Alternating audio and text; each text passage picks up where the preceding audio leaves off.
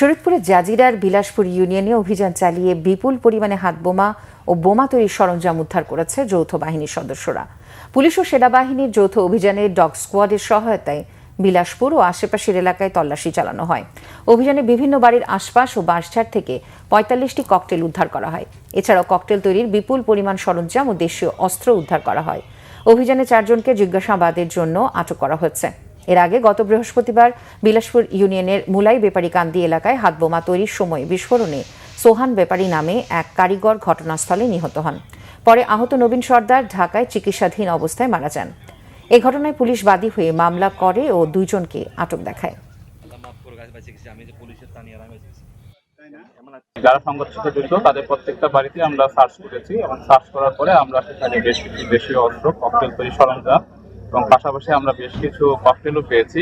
পাশাপাশি আমরা আসামিদের গ্রেফতার করেছি। তো আসামির পরবর্তীতে যারা জড়িত আছে তাদের ব্যাপারে অভিযান অব্যাহত থাকবে। তাদেরকে আমরা অবশ্যই আইনের আওতায় নিয়ে আসবো। এই বিলাসপুরের শান্তি শৃঙ্খলা রক্ষার জন্য জেলা পুলিশ অঙ্গীকারবদ্ধ।